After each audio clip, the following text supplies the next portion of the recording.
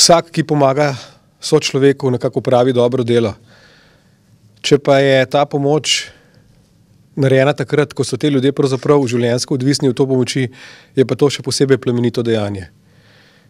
In prav tako dejanje ste pravzaprav vi, reševalci, vojaki, upravili v preteklem tednu. Zaradi izrednih razmer v Republiki Črni Gori, kot veste, v preteklem tednu na vlado Republike Slovenije in pravzaprav še posebej na Ministrstvo za obrambo prispela prošnja za pomoč našega helikopterskega bataljona in reševalcev za reševanje oziroma pomoč ljudem v izrazito neugodnih vremenskih razmerah z obilico padavin in pa z neprehodnimi cestami, ki so se na severu Črne Gore pojavile. Kot veste, je vlada Republike Slovenije se na to prošnjo Republike Črne Gore odzvala nemudoma. Še posebej pa me veseli to, da ste reševalci in pa predstavniki Slovenske vojske v manj kot 12 urah bili sposobni na to odpravo oziroma na to reševanje tudi odleteti. To je še posebej pohvalno. Ta pomoč se je organizirala oziroma odvila v okviru zakona o preprečevanju oziroma varovanju pred naravnimi in drugimi nesrečami. Črna Gora, Republika Črna Gora je to pomoč zahtevala tako bilateralno kot tudi preko Zveze NATO. In to je bila ena od prvih, oziroma bom rekel celo prva dopisna seja naše vlade, ki je tako pomoč odobrila. Same akcije se, kot veste, bolje kot jaz izvajale pretežno na severu Črne Gore, v nedostopnih predelih.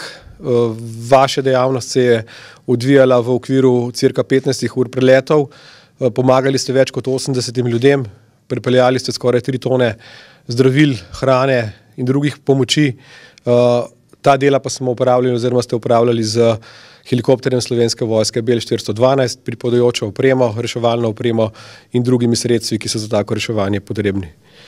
Jaz bi rad ob tej priliki povedal, da je ta akcija naletela na izjemen odziv, da je tako v črnogorskih medijih, kjer se je osebno zahvalil predsednik vlade Republike Črne Gore, dr. Lukšič, poleg tega mene osebno poklical tudi obrambni minister Črne Gore, gospod Vučinić, se posebej zahvalil za to našo hitro in seveda predvsem odzivno akcijo.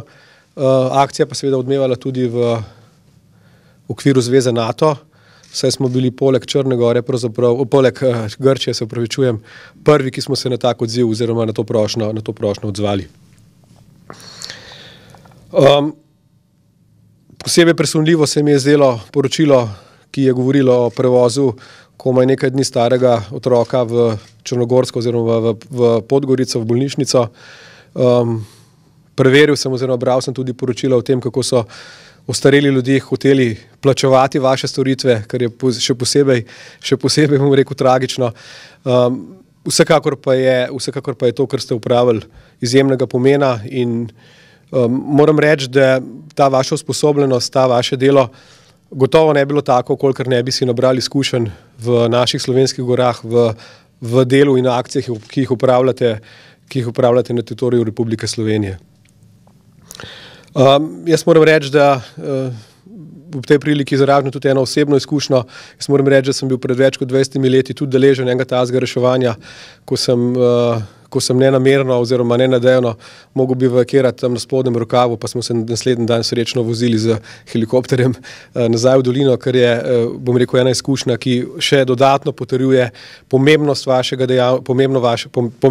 dejavnosti in pa seveda nesebičnega dela, kjer nemalokrat posebej reševalci postavljate na rob tudi svoje življenja.